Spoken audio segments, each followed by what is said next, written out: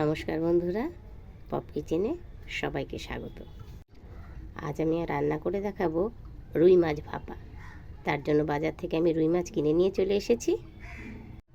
দেখুন মাছটা কত বড়। মাছটা এবার আমি কেটে ধুয়ে নেব। তাহলে বন্ধুরা, মাছ আমি কেটে ধুয়ে পরিষ্কার করে নিয়েছি। দেখুন মাছ এবার আমার কাটা হয়ে গেছে। রুই মাছ ভাপা করতে আমার লাগবে শুকনো লঙ্কা, জিরে, দেব অল্প পরিমাণে সর্ষে, আদা, রসুন আর একটা পেঁয়াজ। বেশি পেঁয়াজ দেব না, তাহলে মাছ থেকে জল ছাড়তে শুরু করবে, সেই কারণে পেঁয়াজ দেব অল্প। এগুলো এবার আমি শিলে বেটে নেব। তাহলে শিলনোড়া নিয়ে নিয়েছি। এবার দেব এতে সামান্য জিরে,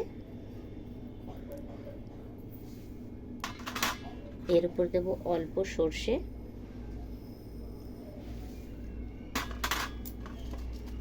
শুকনো লঙ্কা,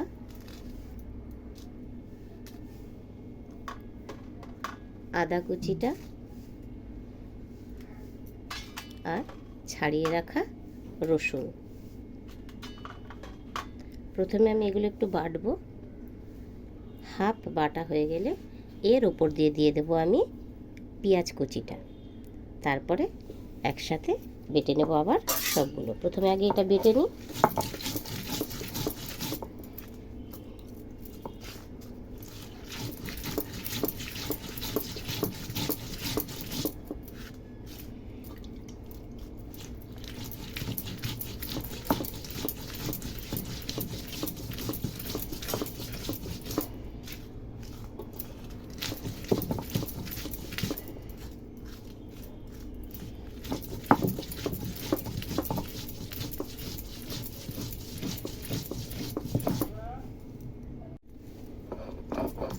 বাটা মশলায় বন্ধুরা রান্নার টেস্ট খুব সুন্দর হয়।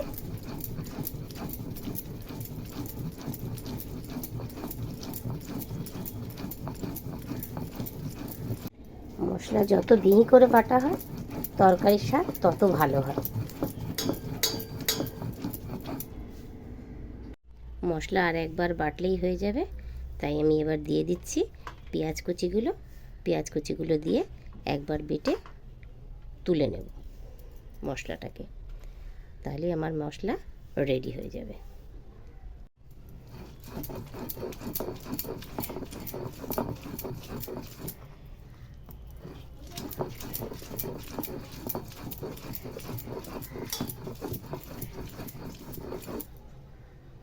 মশলা বাটা কমপ্লিট হয়ে গেছে।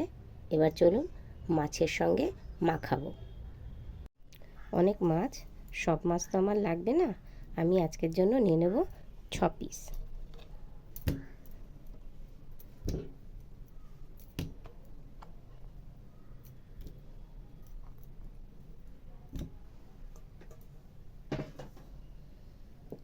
এতে দিয়ে দেব নুন,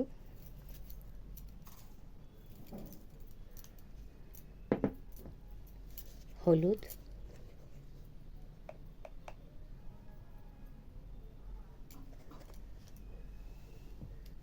বেটে রাখা মশলাটা। আমি পেঁয়াজটাকে বেটে দিয়েছি, আপনারা চাইলে মশলার সাথে ওটাকে কুচিয়ে মাখিয়ে দিতে পারেন মাছের সাথে। এবার দিয়ে দেবো এর ভেতরে আমি সর্ষের তেল। তেলটা একটু বেশি পরিমাণে দেব, তার কারণ এটা জল ছাড়াই হবে।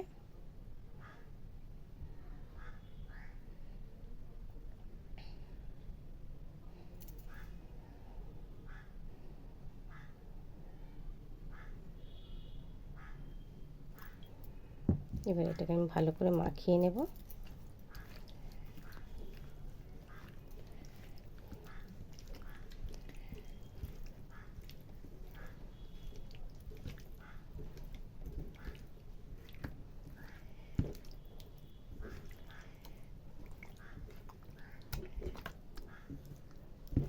কি সুন্দর সেন্ট বের হয়েছে,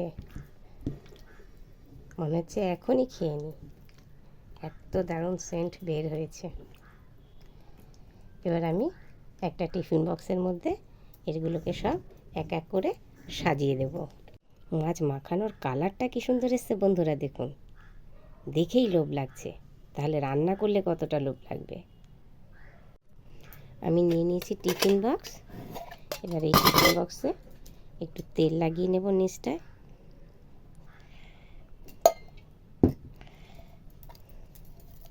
যেন মাছগুলো একদম গায়ের সঙ্গে লেগে না যায়, তাই। এবার মাছগুলো আমি এর মধ্যে এক এক করে সাজিয়ে দেব।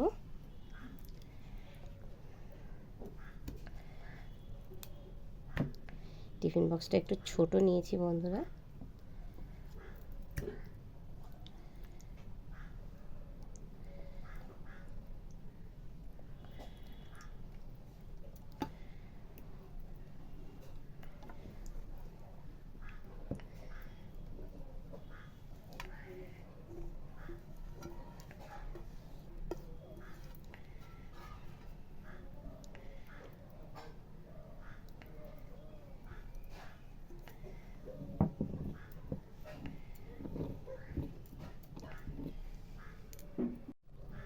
এর মধ্যেই আমি দিয়ে দিচ্ছি কটা ধনেপাতা ছিঁড়ে,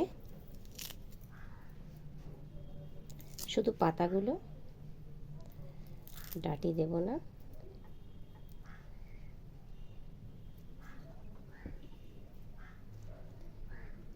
এর উপরে আরেকটু হালকা করে কাঁচা তেল দিয়ে দিচ্ছি।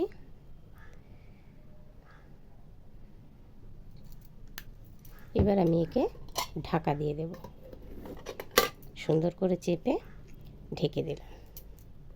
দেখুন, আমি ভাপে বসাবো কিন্তু প্রেসার কুকারে, একদম সম্পূর্ণ নতুন ধরনের ভাপা। দেখুন কিভাবে প্রেসার কুকারে বসাচ্ছি। প্রথমে প্রেসার কুকারটা আমি বসিয়ে দিয়েছি, এরপরে আমি এর মধ্যে একটা বসিয়ে দিচ্ছি স্ট্যান্ড আমি বসিয়ে দিলাম। এর ভেতরে এবার দেব আমি জল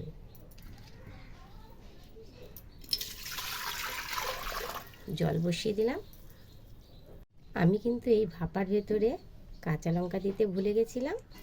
দুটো কাঁচা লঙ্কা আমি এর মধ্যে দিয়ে দিচ্ছি। এবার আমি স্ট্যান্ডটাকে বসানোর হয়ে গেছে, জল দেওয়া হয়ে গেছে। এবার প্রেসারের মধ্যে আমি এটাকে বসিয়ে দিলাম। এমনভাবে বসাতে হবে যেন টিফিন বক্সটা ডুবে না যায়। এবার দেখুন প্রেসারের ঢাকনা লাগানোর সিস্টেম। ঢাকনা থেকে আমি সিটিটা খুলে নিয়েছি। সিটিটা আমি লাগাবো না, সিটি প্রেসারে না লাগিয়ে ঢাকনাটা আটকিয়ে দেব। ঢাকনা আমি আটকিয়ে দিয়েছি।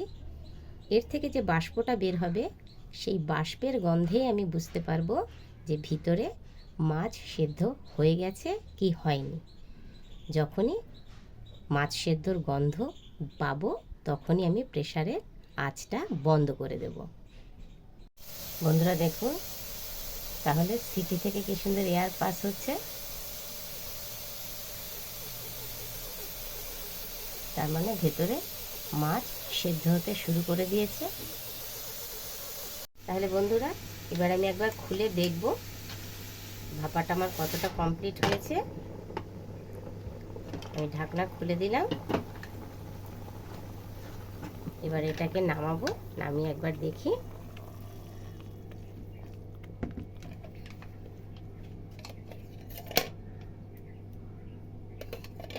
প্রচণ্ড গরম।